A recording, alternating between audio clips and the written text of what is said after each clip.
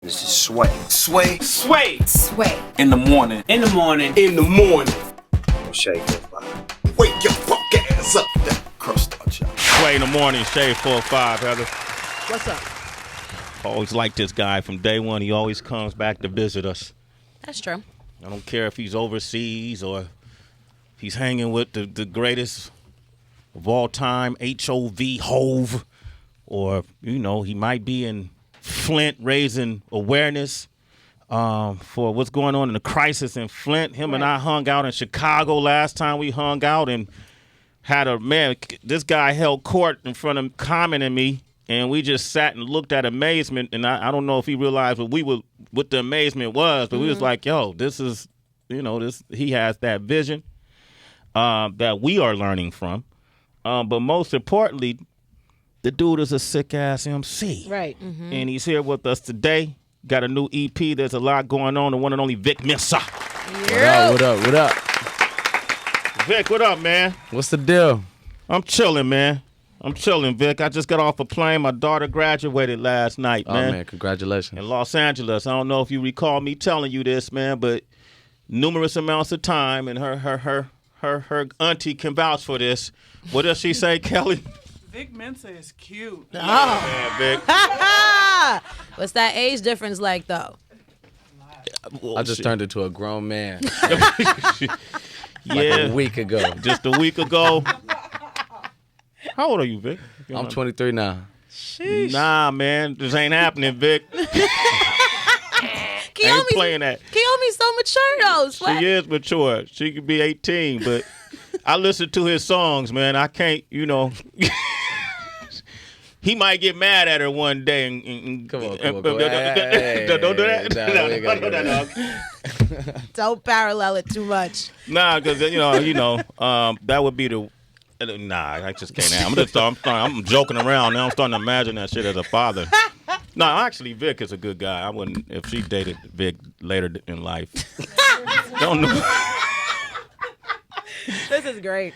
Come on, man. That's the last thing I need to see, because I follow this dude on Instagram. He backstage, Titles having some exclusive concert or something, and Kiyomi's there with a glass of champagne and cheers. And nah. Champagne is cool. Vic, how you doing, man? I'm doing very well. You put together an amazing EP. Thank you. Your consciousness level, it's a task, I think, for artists to be able to, if you give a damn, sometimes to balance the consciousness with just the entertainment part and still make the consciousness entertainment. I don't know if you do that purposely or it's just what comes out, when you put the pen to the paper, but you put together a really impactful, informative, conscious, present EP. And it's speaking on a lot of issues. You got a song, There's a Lot Going On, though, that just gives us a real deep insight to who you are and what you've gone through with your journey. Right. And you didn't hold back anything.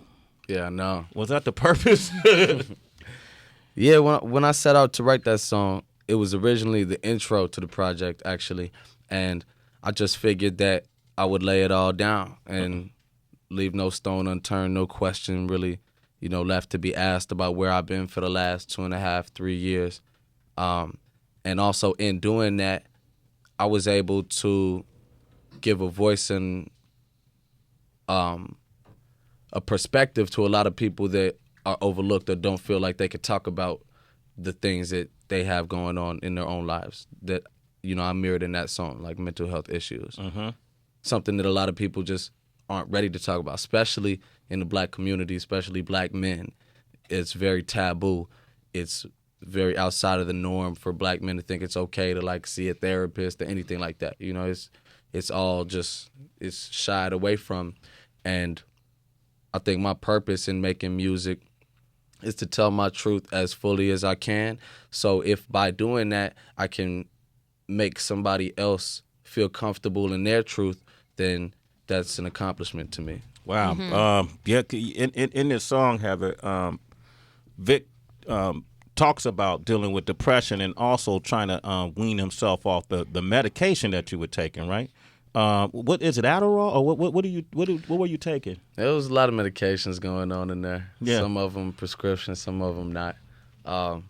Yeah, you know, those things start mixing and combining in ways they're not supposed to. Yeah, it send somebody off the deep end. But you know, that's why I put it all in there, just so it's like people could either relate directly to the things that I've been through and the struggles I was dealing with, or be able to find a mirror to their own situation in mine. You said you got writer's block at some point, I think, when the Adderall wore off. Was the medication were you dependent on it to be creative? Thought I was. Mm-hmm. I thought I was. At a couple different points in life. But you know, what I came to realize was that I'm far stronger mentally sober, you know, just in my natural state. I think it's just that you start getting to a point where it's like you might not start using drugs in that way where you feel dependent on it or you lean on it as a crutch, but as you move on and something becomes associated with your process or just with your way of life, when you try to remove that, then maybe it'll give you this illusion that you needed it when you didn't in the first place, you know? That's true. It's like coming out of an abusive relationship, and how some people feel like, you know what, I'm not going to be able to survive without this person, whatever, and then you realize that was a false stimulant. Did it affect your relationships, like your personal intimate relationships? Yeah, definitely. I mean, my personal relationships. Because you talk about struggled a lot one of them in a song. There's a scene that you paint about being in a closet with your girl and y'all having it out. Well, you wrote it, man. I'm not making I know I this did. up. I know I did. Truth teller. I know I did. How bad did it get? No, I mean, we've spoken, and those situations were just something that I'm not proud of at all, and just things I had to go through in order to learn and grow and, you know, be able to move forward as a better man. And so, yeah, things got bad, and I definitely take my responsibility for that. But like I said, that was necessary in my journey, I believe, for me to be able to get to this point where I am now and have the understanding of my past and, you know, my vision for the future. Okay, Vic Mensa is here. One of the most interesting things, too, I found, well, the whole song, there's a lot going on. He got a bunch of songs. We all heard, we play 16 Shots, Dynasty, Danger, Shades of Blue is really dope. And there's a lot going on. You know what you did, man? I think you gave, there's a lot of walls and barriers between artists, so-called journalists, and the public. So, you know, Right. So it's hard to gauge what's real and what's not. For me, as a fan of all this, I always want to know how the process works and how did things arrive to where they are. You being with Rock Nation, for example, and you talking about, it was a line in there that I highlighted because I thought it was interesting because it reminds you that this is a business. When you say, Ye and Hove getting into it over me, trying to do a joint venture, and good music is still found, but it's that Rock Boys Save Money life. I'm not saying it correctly. I'm not the. That was a good flow. Yeah, that's what I'm going on. He was Like, damn, dude, you destroying my rapping song. it like MC Shan. Yeah, I tried to. Damn. I'm playing. Get back to Shan. I couldn't get Kane out of that, dog. You couldn't give me Kane. What was it that it's still competitive even amongst brothers? So they were was it like a tug of war between Good Music and Rock Nation, or how did that work? It was just a situation. I mean, I had the situation with Rock Nation already going on and just in the works before I met Kanye. But that was around the time when we made You Mad and we were gonna release that, and so it was just conversations, but everything works out the way it does for a reason, and it's all family. I talked to Kanye, on his birthday a couple days ago. Talked to Hov a couple days ago. Yeah, it's all love. It's all love. All right. Vic is very well, what do they call that now? Media trained. Never been media trained. Never been media trained? He just I just know tough conversations, man. Yeah. He's hanging around bosses. This is just, Vic Mensa is here. I want to play this song, man, and open up these phone lines and ask you about a couple of things that's going on in the world today, because you've been very public about your opinion on things. Sway in the morning, 888-742-3345. You hear that, Heather? I see. You got the look. Yeah. No, because he mentioned when he walked in, like, you know what? He just turned into a grown-ass man a couple of days ago, and I was wondering, stripping down like this, is it part of your grown man? Is it part of your new attitude? Yeah, my whole process with writing the music on this EP and the music I've been writing for the album is just very autobiographical. Yeah. Just, details, good or bad, just putting them in the record. And that helps me come to terms with shit and be able to move past it and, Get through it. Yeah, get through it all. Sway mentioned something earlier, and it sparked a thought in my head when he was talking about kind of finding a balance between consciousness and entertainment. And you've been in a lot of headlines lately, and I don't want to dissect them, but what's crazy to me is sometimes when propaganda or scandal will overshadow an artist's actual artistry. Do you feel that way at all? No, I don't feel that way. I mean, I think that, there's always going to be things in our digital age with Twitter and Instagram. It's always going to be things to distract people that want to be distracted. But, I still find that since I released this project, the majority of the people that hit me up are hitting me up, because they resonate with the music. And so that's what I pay attention to. I pay attention to Vic. I find Vic is one of our. He ain't. It's not probably what he aiming for, but we choose our leaders. You know what I mean? And I feel like he's a leader. And so when I read tweets, like I always love when artists who have a platform, kind of interject in what's going on in the political field. And you don't hold your tongue, in regards to what happened in Orlando, which is a tragedy. A couple of things you said is this is why we can't let Donald Trump be president. We have to stop vicious and violent hate before it's too late. I'm not blaming the shooting on Trump, but the hateful rhetoric he preaches and the type of supporters he attracts inflame these kind of issues. If you're too blind to see that Trump's hateful comments towards Mexicans and unwillingness to denounce the KKK and divisive comments about Muslims are fueling hate in this country, you need to look yourself in the mirror and ask if you're a racist. Give that man a round of applause right there. Now, whether I'm a Trump fan or not, the round of applause is for your unapologetic way of commenting on things that are going to impact folks' lives. I've been fighting the Trump goons. Yeah. Ever since I said that. I don't even like giving dude, name time on the air. So I just call him dude. But yeah, I mean, just seeing that tragedy, and I would never want to take something away from that. And my heart goes out to those families of those victims. But just seeing that, just immediately, I couldn't help but think that, this is the direction that we would roll further down were dude to end up in office. And it's just, you can try to put these little Band-Aids on the situation, like him saying that he's going to ban all Muslims from entering the country and going to build a wall between us and Mexico. But the shooter in Orlando was born in America. Yeah. He's been in the country. He's not getting banned from anywhere.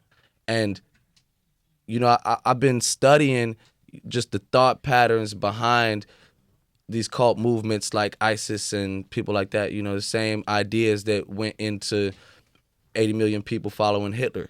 And it's alienated and isolated and people that are on the fringe of their societies that end up joining these type of movements and doing these type of things. So when you say, I'm banning all Muslims from the country, you get somebody like the dude in Orlando who you can't ban, but by hearing you say that, he's going to feel very marginalized. He's not going to feel included. He's not going to feel wanted. And that attracts people towards situations like this. So that's just fueling the fire for horrendous events like this to take place. And so a lot of people were asking me, what does Trump have to do with this? What does Trump have to do with this? It's not that Trump made this happen. It's that he's always saying hateful things that will upset and wound people, and people from those wounded perspectives and places lash out, and nobody needs that. Nobody needs that. Vic Mensa is here. The new project is There's a Lot Going On. It's available now. I advise you to pick it up. This has my stamp of approval, if that means anything to you guys. And I picked a lot of hits over the years. You're right, Sway. We'll get a lot of you. legends have come through these doors. Emma's on the line from Ohio. Good morning, Emma. Emma, Hey, what's Emma. poppin'? Hi. Hey, what's up? Say hello to Vic. Not much. I just heard you guys talking about, like, the depression and crap like that. And I understand what you're going through, Vic. I really do, because I went through depression, and that shit was horrible. No doubt. In my life. Yeah, Me and my mom went through it. Your mom went through it too? Yeah. And she dealt with that through alcohol and drugs. She did crack for 10 years, and that pretty much affected me and my whole entire family. Yeah. Wow. You're very strong from being able to talk about it. Yeah. I've gotten used to it over the years because she's doing better now. She really is. I'm glad to hear that. Yeah. Hey, Emma, you should buy this project for your mom. Yeah, my mom, she really loves you, and she told me that she's saving up the money to buy it. You could get it for free if you pledge to vote at respectmyvote.com/TAGO. You can download it for free. All you got to do is put your word down that in the fall you're going to vote. Dope. All right. Okay. That's sweet. Okay. I'm going to do that now. Turn up. Emma, you're a citizen. A Sway in the morning. Vic got a lot of hitters on this project, man. I want to tell Respect My Vote. If you want to get the project for free, once again, get that information out. Yeah. You can download There's a Lot Going On for free by pledging to vote at respectmyvote.com/TAGO. Okay. So that's just putting your word on it that you're going to vote. And if you're not old enough, that you're going to encourage friends and family to vote. And if you're not in the U.S., that you're going to work towards positive change in your community. It's, just basically making people take a step, an initiative towards change. And through that, I gave the music away for free. Wow, man, this dude right here, man. Hey, I know the Pablo tour was announced. Have y'all talked about you going on that at all? Oh, that'd be dope. Yeah. We've had some conversations. Yeah. So it's a possibility then. Yeah. You know the answer, Vic. I don't know the answer. You don't know the You know the answer, Vic. We'll see when the lineup is announced. Shades of Blue is another track that I like off this project, and you talk about what's going on in Flint a little bit on that too, and I know you went to Flint and performed that 16 shots, and you're very conscious of what's happening there too.